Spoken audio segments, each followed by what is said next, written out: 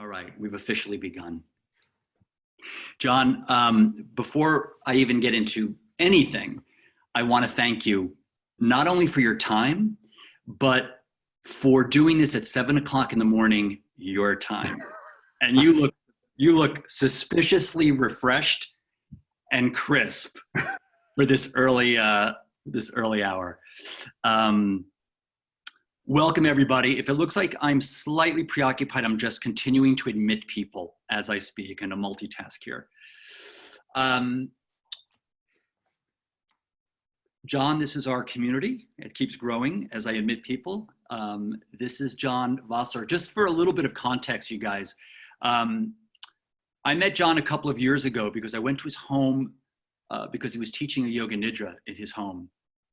And for me, it was really the first time I had done a couple of Yoga Nidras in the past. They weren't all that great, right? But so it was yours, John, that actually really spoke to me, and I fell in love with you not only as a human, but also as a teacher, and made me fall in love with Yoga Nidra. So that's big props to you for that. For all you guys out there who don't know, John, besides, because he had a thriving LA practice, that's why I was there, degreed in human development. He is a senior teacher at the I Am Yoga Nidra. That's the integrative Amrit method, which is the method I studied with him, where he does certifications and teacher trainings, and also a certified iRest teacher. And I think what's so great, John, about you is that, and why I'm so happy you're here, is that you know so many modalities and have studied so many different in schools of yoga that you can give a great perspective. So I'm just going to hand it over to you right now. And thank you for being with us. First of all, I want to say thank you to Marc, who for me has been a joy to be with and to experience the birthing of Yoga Nidra, to someone who's so deeply, is steeped in the teachings of yoga and already has a large community in which he's supporting and inspiring. And so for me, just to align myself with you has been nothing but a joyful, fun experience, and educational as well for both of us. Yeah. I'm very grateful to have this opportunity and to be here with all 80 of you. This is incredible for you all to come out on a Sunday. And again, happy Mother's Day to those of you that are celebrating that today. And for those of you that aren't, happy Mother's Day, because for me, every day is Mother's Day, because without our mothers, we would not be people. This is right. And I just want to add on to that, I'm excited to be here with you as well, Marc, because I feel like there's a moment in time that's taking place. And you and I have talked about this unprecedented time where so much shift is happening in the world. And so many people are actually reaching for tools to help them manage themselves during this time.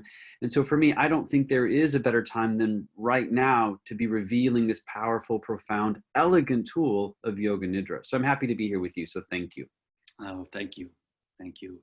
For me, just as it was in yoga, when I feel like something has touched me and it needs to be spread, right? When that's how it works. You feel something and it needs, and when it really works for you, that's why most people who are teaching yoga, that's what they do. They know what it did for them, and there's a natural, spontaneous response to share that. Let's should we start a little centering first before we? Let's do. Okay. So if everyone could just simply close your eyes just for a moment and just allow your attention to begin to move inward. And again, just letting go of everything that happened before this moment with no concerns about what's to come next. Give yourself permission right now just to be here in this moment, just as it is. And then just take a breath in and then exhale and just allow it to just be released. And again, just another full breath in and let go even more.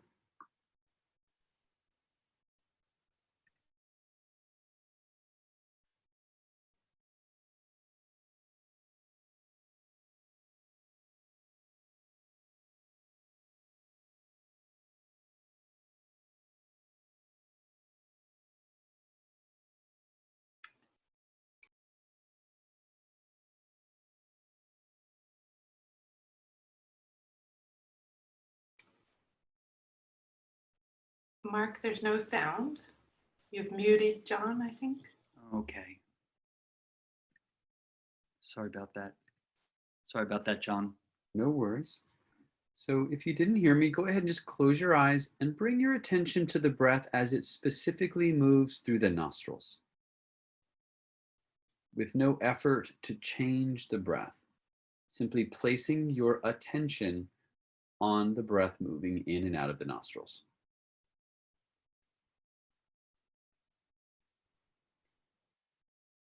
Begin to feel sensations as the breath moves in and out of the nostrils.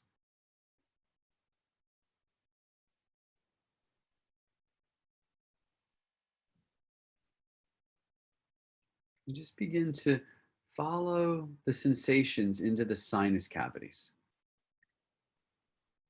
As the breath moves in, feeling the sensation in the back of the sinus cavities, in the throat. All of your attention is on the sensation of the breath as it moves in and out. Just witnessing, feeling the sensations in the mouth, the roof of the mouth, the walls and the gums, the teeth and the tongue, all resting in the mouth, a field of sensations captivating your attention right now.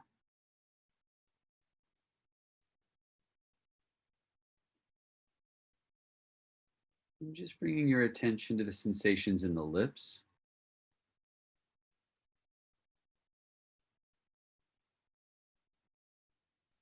the sensations arising in the left eye, eyebrow and temple.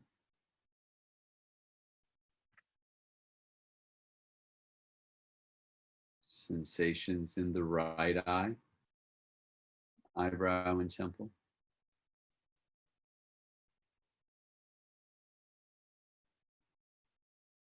Sensations in both eyes at the same time, a field of radiant sensation in the region of both eyes, captivating your attention, filling your awareness. Releasing the tiny muscles in the back of the eyes and allow the eyes to merge into one at the brow center. Resting back a few inches inside the midbrain, and be still. And be aware of what's present in awareness right now. If nothing appears, just be aware of that.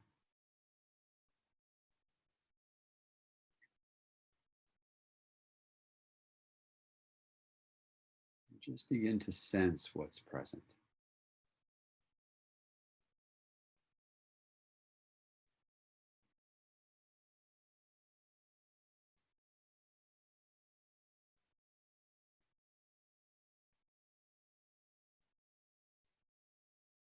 Feeling yourself as the field of awareness in which all of these objects are arising, unfolding, and dissolving. Simply being awareness itself in this moment right now.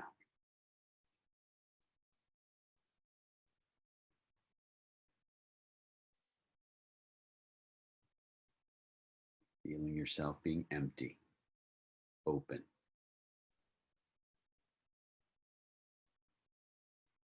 Vast, spacious awareness.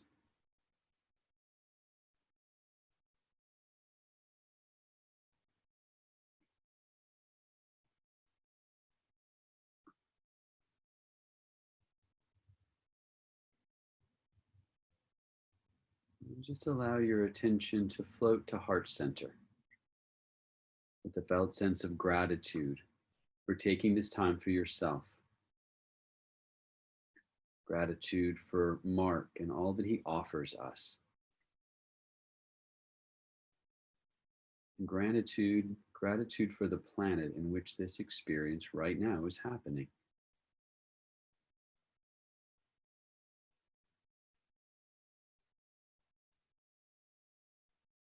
Bringing your hands in front of your heart with a felt sense of gratitude for this Sangha, for each and every one of you to spend this time with us. And then gradually you can begin to open your eyes and Jai Bhagwan, Namaste, Satnam, and Amen.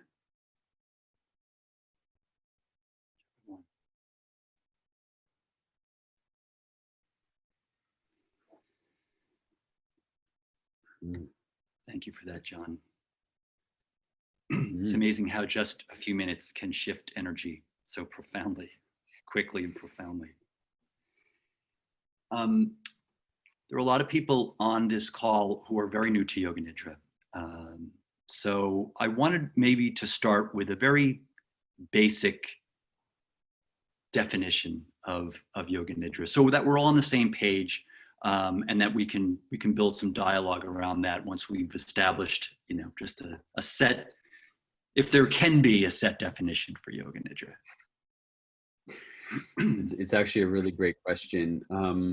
For me, how I like to describe it, for me, would be we're using the biological process of sleep to drop beneath the mind. So let's think about this. So yoga, meaning integration or union, and nidra, which means sleep. So in the evening, when you go to sleep, you're going to sleep unconsciously. The body goes to sleep and you sleep unconsciously. Where Yoga Nidra is dynamic sleep. It's conscious sleep. So the body is going to sleep, but you're awake and aware while the body sleeps. So in essence, Yoga Nidra is divine sleep, union with the divine, union with the source of who you are, consciousness, Shiva, God, love, a field of divine love, whatever that word is for you that we don't name, that isn't. Beautiful. So then, if we're using the biological process of sleep, something that the body already knows how to do, because we do it every night, hopefully, when we let go of our thoughts, would you say then that is one of the main differences between Yoga Nidra, and since it is a meditation, and traditional seated meditation? Yeah, I think for me, what I often say is, seated meditation for some people can be extremely difficult.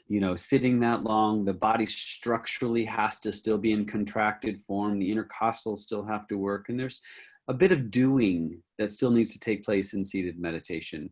Where in Yoga Nidra, it's a non-doing practice. So we're subtracting as much as we can as we go through the process. So we're subtracting the mind, the thoughts, the beliefs, the images, including the sensations in the body until we finally dissolve into the spacious awareness that we are. So that non-doing practice, as we lay down in Shavasana, gives us that opportunity to let go of any doing that needs to be managed in the being aspect of our humanity.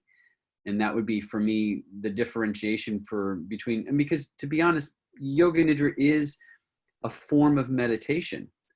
I just think that it's a little bit more, wow, I got to be gentle here. I feel like meditation is extremely important because I'll do a Yoga Nidra and then I'll go ahead and sit up and I'll do a seated meditation, or I'll do a pranayama Yoga Nidra and a seated meditation. So I feel like they're all applicable and they can all work together. I just don't know of another practice where you're asked to do absolutely nothing. You can't do it wrong and you can become awakened by it. Right. So falling asleep is not doing it wrong. Well, No. Accidentally, or as much as you try. I say, I've told my students that, given the choice between letting go and falling asleep and propping yourself up with your central nervous system with like, I have to stay awake, I have to stay awake, I have to stay awake, I'd rather err toward the just let go and fall asleep if you're that exhausted, right? Yeah. So it begs the question that for those who do fall asleep, since we are culturally exhausted, and we often hear that the benefits are, you still get some benefits even if you fall asleep in the nidra. How is that possible, actually? Well, think of it this way. And again, I want to come back to what you said. It's a really important point. Most of us have never even recognized the speed and velocity in which we live our lives. We are consistently doing. We don't even know that we're doing at the level and intensity that we are because of this magnificent temple and its ability to adapt. That being said, when you lay down in Yoga Nidra, your body's all of a sudden going to be like, we got him. Let's go to sleep and finally rest. And all of a sudden, your body's like, we're going down, people. And it just drops into those deep brainwave states because it hasn't done that. Most of us go to bed with the day still in our head, thinking about what tomorrow brings. And so we never really let go completely. And so one of the things that we want to look at in the beginning, Marc, is especially with the practice, is that there is a tendency to fall asleep. So we are training our body to remain awake as we access these deeper brainwave states, which we do in sleep unconsciously. We're doing that now consciously. Yes, got it. I've actually, some people don't know if they've fallen asleep or not. I actually got an email yesterday from my good friend Sarah, and it's not the first one I've gotten, where she said, you know, I don't know if I have fallen asleep or not, but yet when the Nidra is over or when you're asking us to do something, I seem to be aware that the class has ended. Like she's not waking up like 15 minutes after the class has ended. And I think that might be a great place to be. Right. I think that might be a great place to be. Yeah. Well, here's a way to think about that. Can I just say, here's the thing to think about. Yeah. Does awareness ever go to sleep? No. Does consciousness ever go to sleep?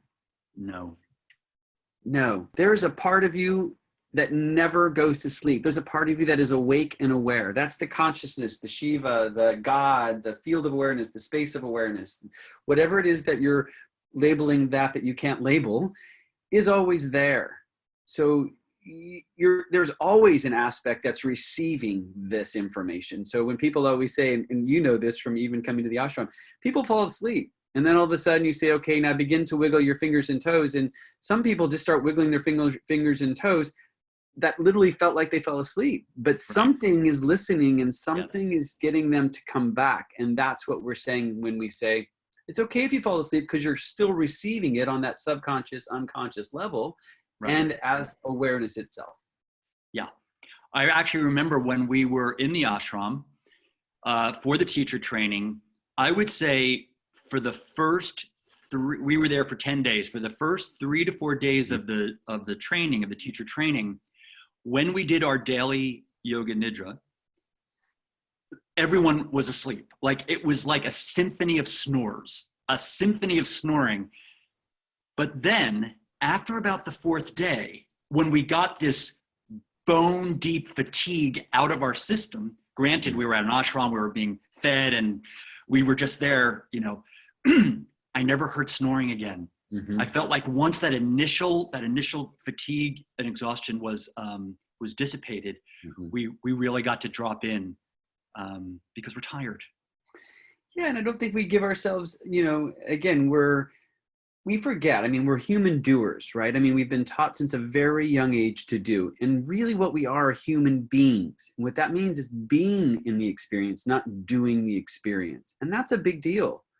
And what Yoga Nidra reveals to us is, like I said before, the busyness in which we are doing. And some of that, and I'm not going to go too deep in it, but some of this busyness in doing is keeping you away from being.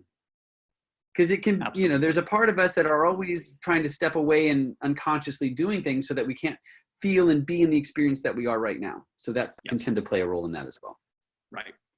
And ultimately, when we have a systematic, regular practice of being, then our doing is informed, perfumed, as you like to say, it's one of my favorites, imbued with the beingness, so that your actions throughout your life are no longer just these knee-jerk reactions, but they're actually, the beingness begins to inform the doing, instead of just this disconnected connected doing.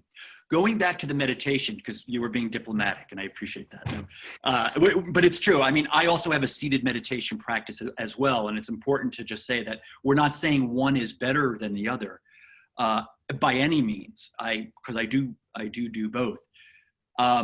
What I appreciate with the Yoga Nidra, I often find, as most people do, it's very difficult to just sit and meditate.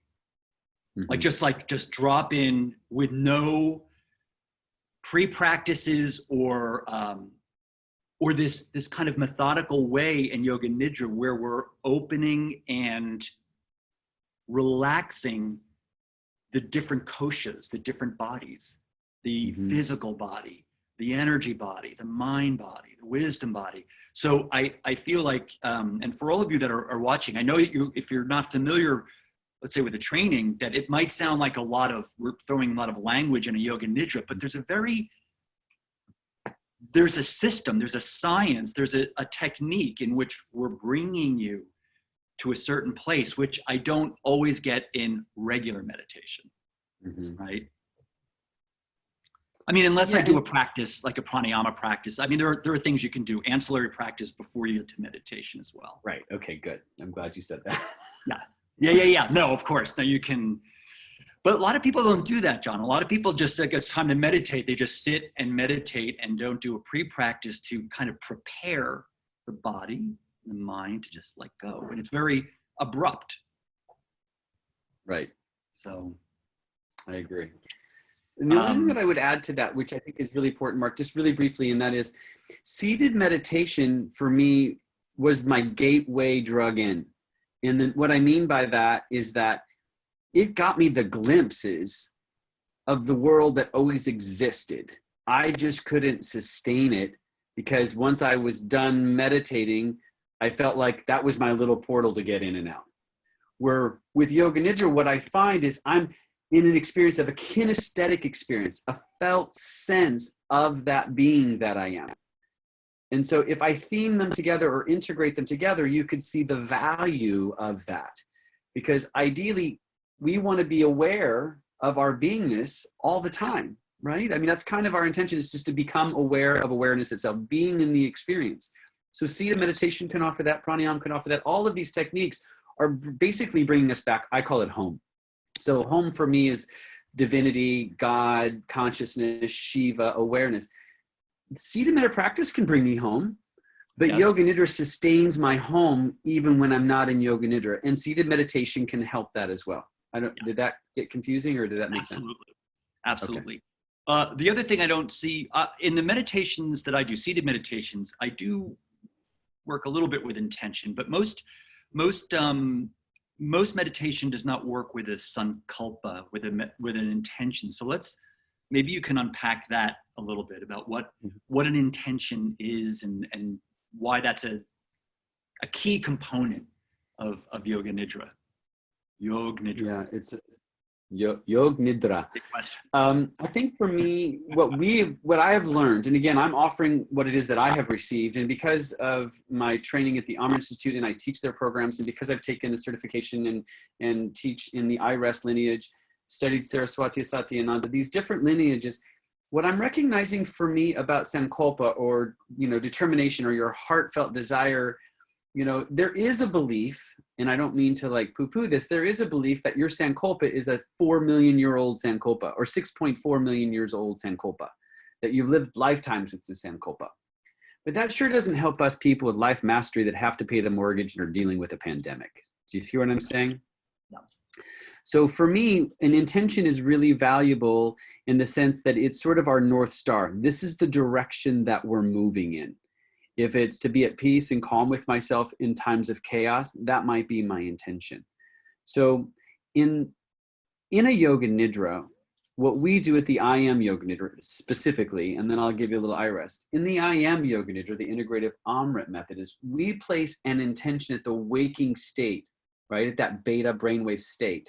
Then we guide you through Yoga Nidra and we drop you through the brainwave states, right? The beta, the alpha, theta. And when we get down into the lower depths of these brainwave states, or in the depths of the Yoga Nidra, we then place the intention there as well, because now we're beyond the mind. that would doubt that intention. Yes. Then we bring you out of the Yoga Nidra, and at the end, as we externalize and bring you back to form, back to wakefulness, back to beta, then we say it again. So in essence, we've tethered this Sankalpa, or this intention, at waking as well as the deep-seated states of meditation and in Yoga Nidra. So it goes beyond the mind, where in essence, when you're in the world and you've made an intention to have a different relationship with your mother, your father, your husband, your wife, your lover, all of a sudden you're just in a different relationship and you don't know how it even happened. Yes. Because it's coming from a subtler state, not from the mind that perhaps created the problem to begin with. Got it. Is that confusing, or was that good? No, it's not confusing at all. It actually, though, begs the next question, which is, where then does Yoga Nidra sit in relation to things like traditional talk therapies, like going to see your psychologist, your psychoanalyst, which is mostly working on a mind, of course, being diplomatic, because I'm sure there's psychologists and therapists on this call right now. So what is the integration, or what is the relationship between those two? Right. So the first thing that I'm going to say is that Yoga Nidra is a transcendent practice. It's transcending the body-mind complex. So I normally get this question paired up with hypnosis, psychotherapy, cognitive therapy, EMDR, NLP, massage therapy. So I get all of those together. And all of those things are powerful, potent practices to help heal the body-mind complex. Yoga Nidra is transcending the body-mind complex and is attending to the space in which the body-mind complex and all of its thoughts, all of its belief, all of its psychology is arising. So we sometimes talk like this. We'll say, imagine if it was a plant with a lot of leaves, and we attended to each leaf, cleaning it like, oh, I'm going to do a little psychology here. I'm going to do a little NLP here. I'm going to, do a little massage therapy here, Reiki over here. In Yoga Nidra, what we're doing is we're going to the root of the plant. Yes. The source that created the essence of who you are, with all of the branches and leaves that we have as humans, rightfully so, and work at the source, at the core, at the root of it. And then the whole branches and all the leaves change. And you don't do anything to make that happen. We're in therapy. We've all, I don't know, I'm going to sell. Yeah. I've been in therapy, so I know how much we spend time in therapy telling the story and working through it. And that's powerful, and it's important to tell the story. But there comes a part, Marc, where the story then starts to kidnap you, hold you hostage, and doesn't allow you to live your life. Where in Yoga Nidra, you can drop beneath the story and see that story for what it is. Oh, it's a story. Well, what's beneath the story? Oh, there's a sensation. What's in the sensation? Oh, it's here. I'm feeling a sensation. And all of a sudden, the story no longer is there. And now you're revealed to a sensation, which, yes, might reveal more story, more understanding, but we're moving more towards the source with Yoga Nidra, and not so much in the psychological thing. Hypnotherapy, I have clients of mine all the time that combine hypnotherapy and Yoga Nidra. I have cognitive behavior therapists that use cognitive behavior and Yoga Nidra together. So I think in conjunction, it's unstoppable. It's magical for transformation. Yes. I think I remember Kamini once saying also that, we can say things on the surface. We can make affirmations. Like, I can write little things on a sticky note that, like, Holzman, you got this. I love you. I love you. I love you. Looking in the mirror, which is a mind thing. But if my deeper samskara is I don't love me, then there's this internal conflict, right? Like, the mind is saying, I love you. My affirmation as I look in the bathroom window, forcing myself to believe it. I love you. I love you. I love you. No, I don't. Yes, I do. No, I don't. Yes, I do. I remember this clearly when she had mentioned this in one of her videos. And so so to be able to go to the root, where this negative thinking, negative behavioral patterns, these samskaras live, and actually set the intention in that place at the root to hopefully dislodge it or to neutralize it, is kind of genius. I think it's the genius of the system. you know. So, And think about that, Marc, what you said about Einstein's quote. Did you hear that from Kamini when we talk about the Einstein quote? You can't solve the problem from the same mind that created the problem. Einstein's quote, it's one of the most famous quotes we use, because here you are trying to solve a problem from the mind that created the problem. Within Yoga Nidra, you're dropping beneath the mind that created the problem to have a different relationship with that's arising in awareness. Yes. So anyway, I just wanted to add that. No, that's amazing. So, you know, when I teach, I know often when you teach, I'm giving the students an intention. I'm giving them the intention. Mm-hmm. And they're so universal that you can't almost refute them. I mean, they're going to speak to everybody. Would a possible evolution on the Nidra path of a Yoga Nidra student be to begin to come up with their own intention that's customized specifically for them? And I know this is probably too big of a question, but how exactly, what would be the process to do that? Well, I know creating intention would be a whole workshop in and of itself, you know. Right. I would probably go into the Yoga Nidra to ask Yoga Nidra what it is that you need an intention around, first off. I go in to seek counsel and guidance and discernment in Yoga Nidra. For me, I use it as a tool to receive what it is that I may not be seeing. And that will also help. Reveal to me the intention that I have right now, or that I could be participatory in. But another way to do it, Marc, is a little bit, just asking yourself a couple of questions. What in my life right now isn't serving me? Right.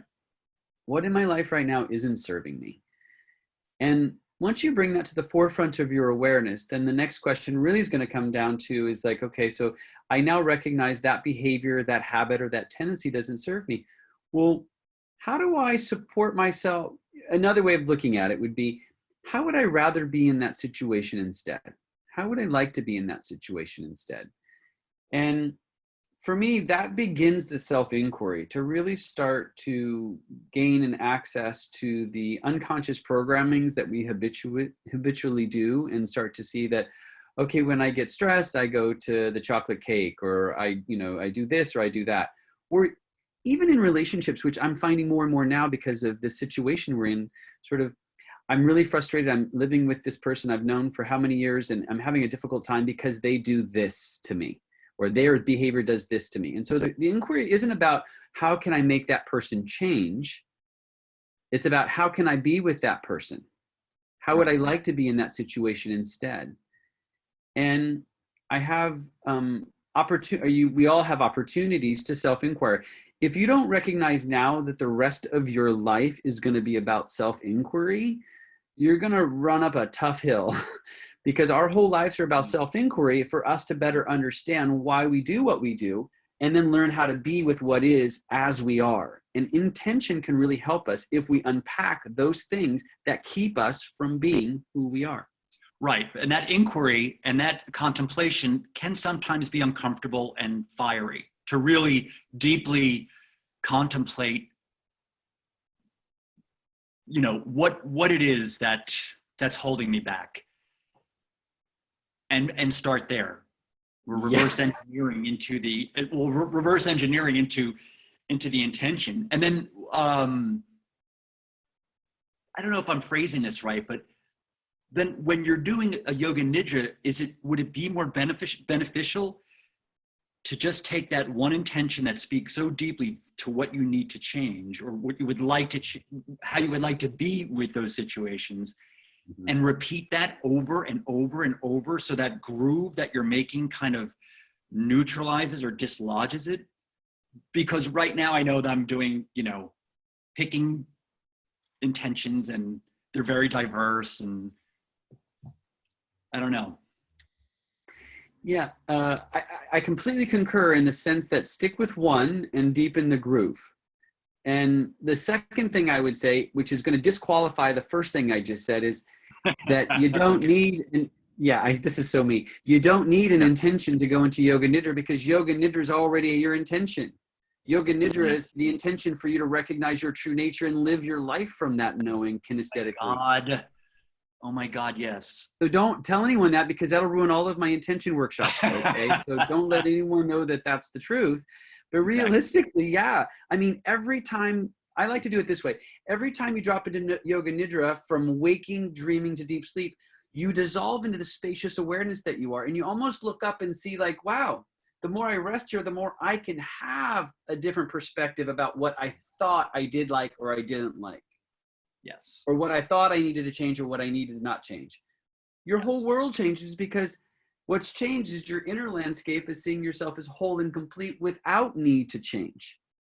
Then you and can with that address one, there's like, that takes care of all the itty bitty micro intentions, because that's the macro intention. Everything else falls in place as a result of that. Right. Exactly. That's really, and you use those intentions, really, Mark, you know this, we use those intentions for when we're in a reactive state. I had an intention for 6 months, which I went on with, which I released the need to control and manage anything outside of myself. And I'm a pitta.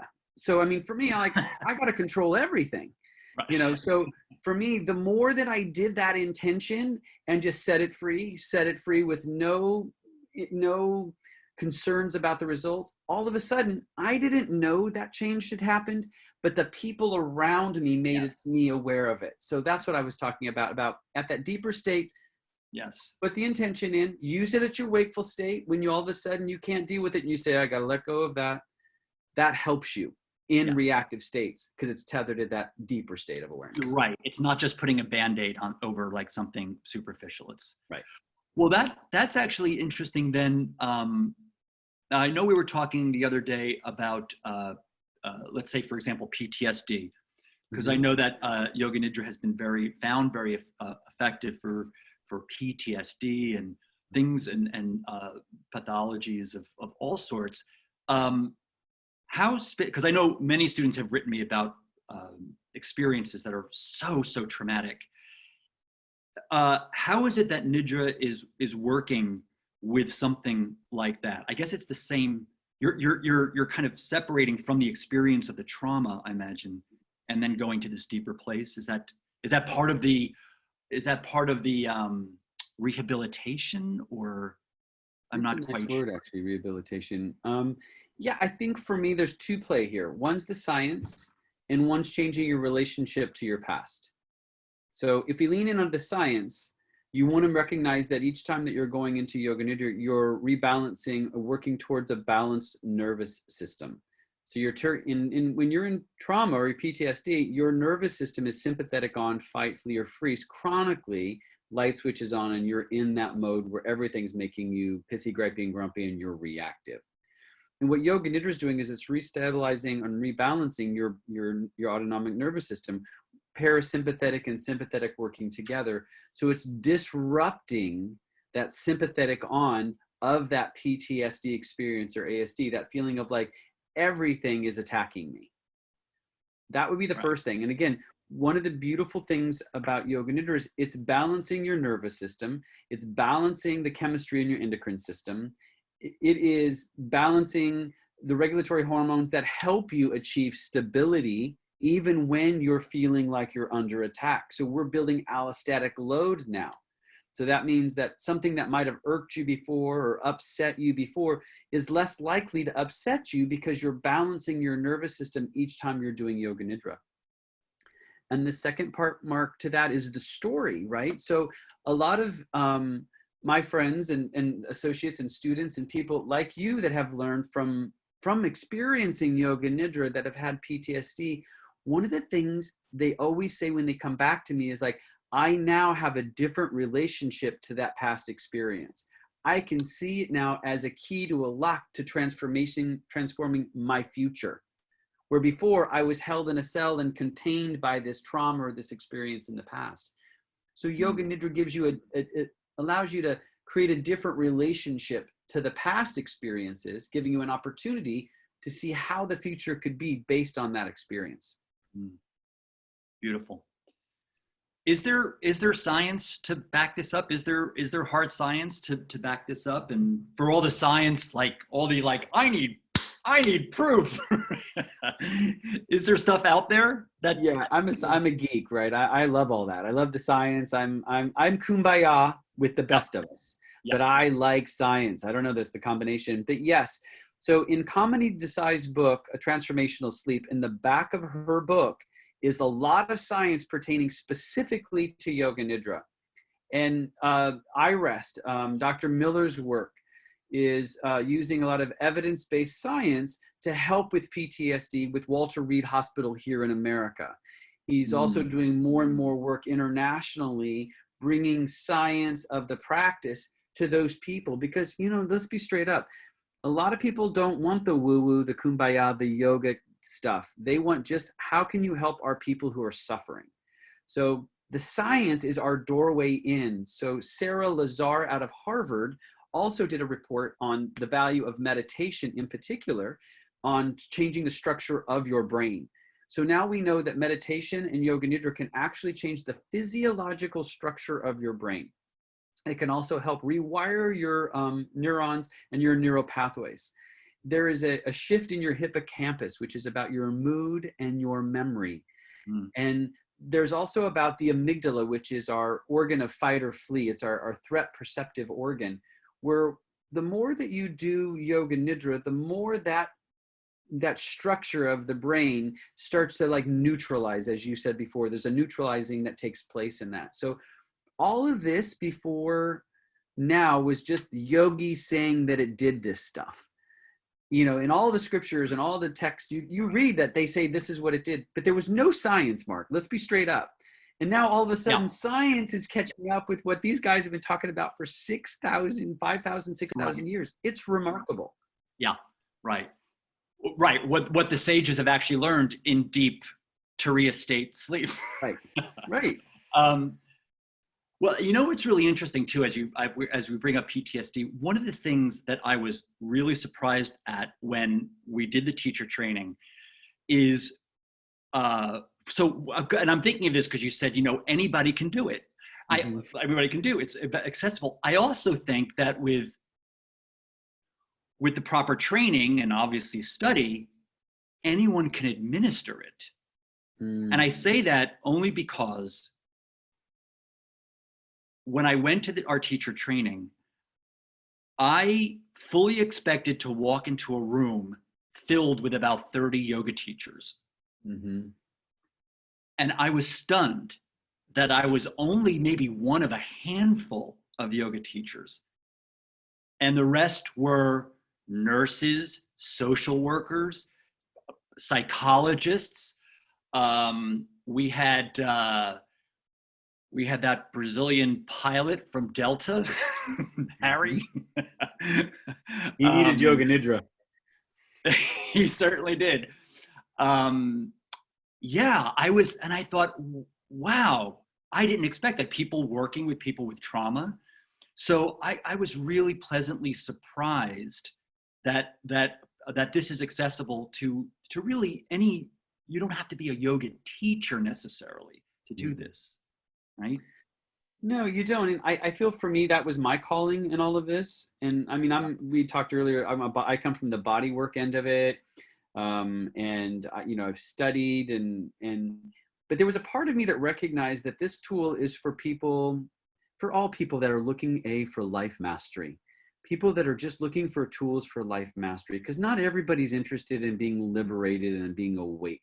Most people don't know what that is, even though it's like hip to be woke.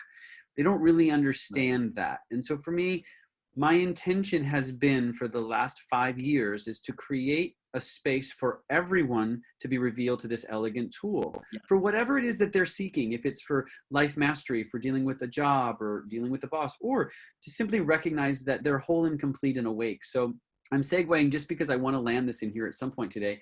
That's why for me, you know, with Richard Miller and a group of people, we created the first International Yoga Nidra Conference in June of last year, and we recorded it live at Kripalu. But the reason that I was so motivated in doing this is because what you just said, Marc, which is there's a lot of people out there that don't even know about this.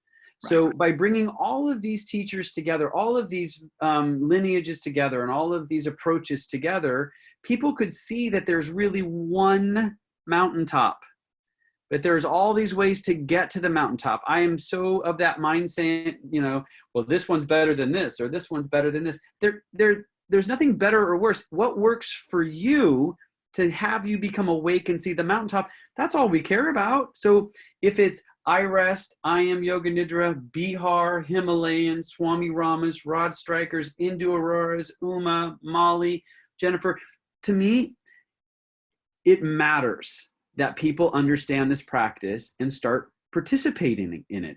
Yes. And so I highly recommend people, if they're interested in Yoga Nidra, is to just download that from Yoga International. Yes. It's a beautiful conference in which you get the diversity of the practices with the unity of the wholeness in it, so that you're really seeing that everyone's saying the same thing. Yeah, there are people in it that says it should be this way or should be that way, and that's fine. Certain people get resonant with that. But overall, the big picture, Yoga Nidra is here to shift the quality of consciousness on this earth. And now is our time. There is no other time than right now. So I wanted to make sure I got that in. That was so funny that it kind of went out at that moment. Right. And by the way, I just want everyone to know, because all of a sudden now there are 143 people on the call. Okay. I just want you all to know that this is being recorded and that this will absolutely be accessible to everyone if you've missed any part of it, because it's really kind of juicy.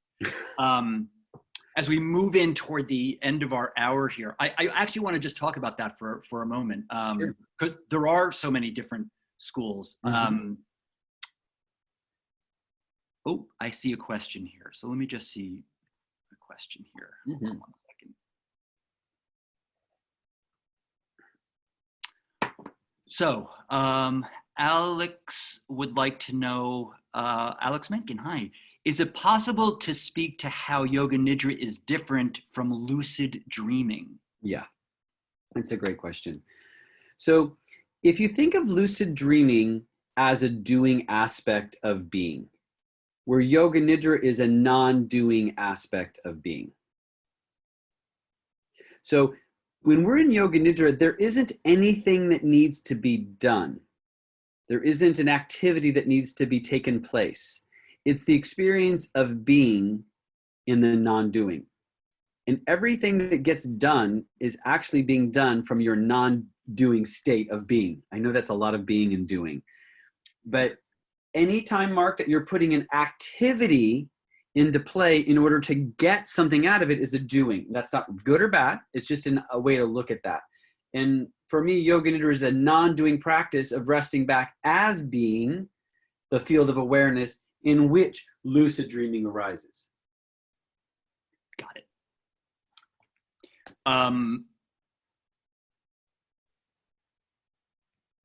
Yes. Okay. So Juliet is asking, could you address the difference between a led practice and self-practice? Yeah, using the mind tool and balancing control and letting go? Yeah, it's a great question. So one of the things that I find really powerful about Yoga Nidra, it is a guided practice. And the reason that can be beneficial for people is then they don't have to do anything, they're being led. So the tendency is in a seated practice or in a stillness, if you've done a silent retreat, you're aware of this. When you're in silence, there are more voices in your head than you ever thought were out in front of you. And sometimes it's nice to be led through that with a voice. And so Yoga Nidra being a guided practice, you land your attention on the voice as opposed to all the objects and phenomena that are arising. So it's almost like a trail that takes you through an experience, experiencing it all, welcoming everything, and yet having nothing to do with it. It's sort of building that witness consciousness. Did that answer that question? Yes. Okay. I'm going to just take a few more. By the way, I just put up the websites for John. Oh, beautiful. Thank you. And also for what he just mentioned, the first International Yoga Nidra Conference, which he organized, which only a Pitta can do, I think. That's amazing, though. I have gone through most of those. So as he said, that is a collection of some of the best yoga nidra teachers from representing different schools. So you can get a little poo-poo platter, a buffet of the different things. There's just one more question here I want to get to. Yeah. I'm not sure I've ever heard poo-poo platter, but yes, it's a buffet of people. And you get 10 practices. You get yoga nidra and understanding. It's beautiful. It's quite extraordinary. Silka asked, you may have addressed this. What is the difference between yoga nidra and hypnotherapy? Yes, it's a great question. So a couple of things.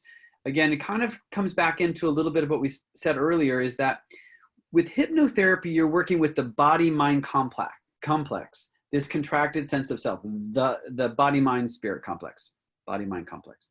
Where in yoga nidra, you're transcending that.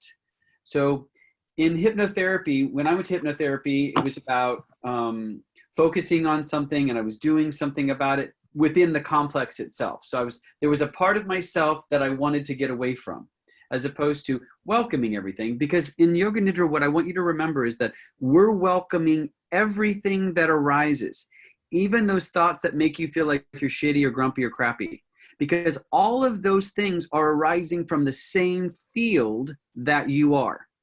So if we can start looking at messengers of thought, messengers of images, messengers like that, then we're recognizing they're all coming from the same source. They're coming from home, God, consciousness, and Shiva. That being said, the science of this differentiation would be this. There's a certain part of your brain, left side, right side, in hypnotherapy, where they start to actually close down one aspect and focus on the other aspect, certain regions of the brain. And when you come and do the certification with me, I will give you all the science with what aspects of the prefrontal cortex and the back temporal lobes that do that. But suffice it to say this, that in yoga nidra, what we're doing, instead of doing left hemisphere and right hemisphere, we're actually bringing them together. So we're going from a duplicity to a polarity into union with the divine. So we're using the whole brain in yoga nidra, where in aspects of hypnotherapy, we're using certain aspects of the brain, certain regions of each hemisphere. Okay. 2 more questions and then we'll wrap it up. Someone is asking about your view on background music in yoga nidra. These are great questions. Oh my gosh, we need a couple hours. These are all super questions. So in different traditions, it's different. But in the I Am Yoga Nidra, the integrative Amrit method, I'm going to be specific because this is the one I feel for me I resonate with, which is we're trying to empty the container of awareness. We're trying to reduce the objects that show up in awareness, not get rid of them, but reduce them.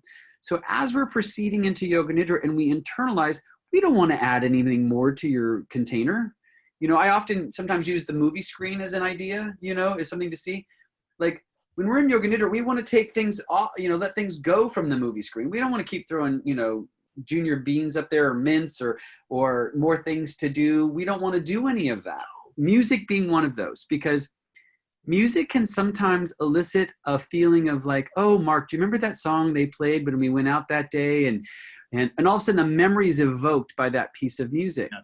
And what we're trying to do is we're trying to subtract those things. We're trying to allow the container itself to be more empty. So the less in the container, the less in awareness, the more we can recognize awareness itself, who we really are, and not the objects that arise in it. Now, I know I have one more thing to say. I apologize. I'm talking a lot. Okay, no. It's understandable why you'd want to do music before you start the Yoga Nidra. Because what are we doing? We're then placing this attention that's everywhere in the mind thinking to, wow, that's a piece of music. Now I'm starting to move inward because I am now feeling this kind of calmness from the music. Wow, I'm starting to let go of the day by this beautiful piece of music. And then you begin the Yoga Nidra, you turn off the music, and then you seek the silence. Because the silence is your source. That's who you are. You're the silence behind the sound. You're the silence behind everything. So you seek that silence as you go through the Yoga Nidra. And then when you come out of the Yoga Nidra, as Marc has probably led you before, he'll say, start to move your fingers and toes and get yourself back to the physical body. Then play a beautiful piece of music to bring them back out. Yeah. So in other places that I've studied and I've certified in others, where they're chanting in the middle of a Yoga Nidra and singing in a Yoga Nidra and chimes in a Yoga Nidra. Because why? We're being with what's arising in awareness. So it's all about the intention of the Yoga Nidra and what they're asking of you to be aware of, if that helps. That's a great answer. And it also, even though I am an avid aromatherapist, the truth is that since the sense of smell is also hardwired to the limbic system of the brain, which is responsible for memory and emotion, that even essential oils might not be such a great pre-practice. Mm-hmm. I'll just do one more. Hold on.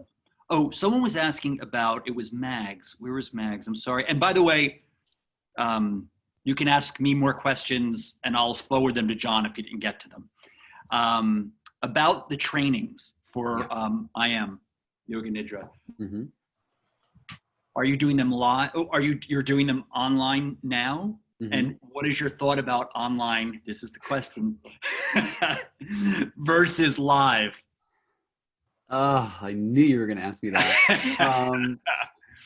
So for me, I love, I'm an oxytocin junkie. I like to be with people. I need to touch and hold and we experience life together. I love that. What I love about my retreats is that we're in this together. So what I'm doing right now is I am teaching the entire Yoga Nidra program online. And what's beautiful about that is that you can do it from the comfort of your own home. And right now, we can have everyone around the world doing it at the same time. So the immersion part of the I Am Yoga Nidra is online, and you can watch that live with Yogeshwarya Kamini Desai, who is the head of our lineage at the Amrit Yoga Institute. And she teaches the immersion. And then if you wanted to complete that, and then I'm starting one on Monday, which is a 7-day certification program. And then I'll do another one at the end of June. So you could certainly, go online and watch Kamini's immersion and then join me in June to be certified. I am going to be doing, fingers crossed, winds blow in the right direction. I'm going to be doing a live one in person here in Los Angeles in September. And then I'll be doing another one on the East Coast in Connecticut. And that's all we can see right now as far as them in person because things have changed so drastically. But yeah, it's a great way to do it is to do it online. Now, I never thought I would do it, but I see why it's so beneficial because you can give people time to do what they need to do. Yeah, I agree. So just to wrap this up, because we're at a little over an hour and I want to give everyone their Mother's Day back since we've hijacked you. I have put, and someone else asked about hypnotherapy. John answered that a little earlier. You might have been kicked out because we got kicked off. This whole satsang is being recorded, and I will give you all the links to the satsang so you can re-listen. And if you feel like you've missed anything when you were in that waiting room a second time, I put down in the chat. So you have to just scroll up a little bit. JohnVosler.com. So all that information is on his website, the Amrit Institute, their website I put down here, and the link to the International Yoga Conference. I put that link in the chat. So if you're new to Zoom, you just go to where it says chat on the bottom of your screen, hover there, the right margin will open up and you can get them there. And you can just ask me if you missed it. But I'll leave this window open for a few minutes after we leave the meeting so that you have time to just copy paste. And John, thank you so much. And besides the retreats that you do at Esalen, which is in fact my favorite place in the universe, and Bali and India, this was really informative. So informative. So you're so doing your Dharma because you speak so passionately and articulately about this. So thank you. It's even renewed. I already am like juiced up about Nidra. Like I'm juiced up. I can't wait to do the advanced with you in October.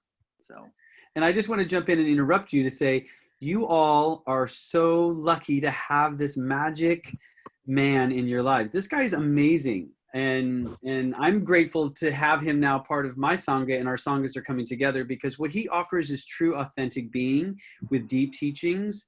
And he's quite extraordinary in his inspiration of how he shares himself. And not many people, let me rephrase that. Many people don't necessarily share their authentic self, whether it's good or bad, happy or sad. This young man shares it all. And I think that's what makes us all human. And that's what makes us feel good about being with him, is because he allows us to be ourselves, because he's letting himself be himself. So I'm grateful for you to bring us all together and be able to share what it is that I've received, and to be able to spread these beautiful teachings of Yoga Nidra around this world, because it's time. Thank you.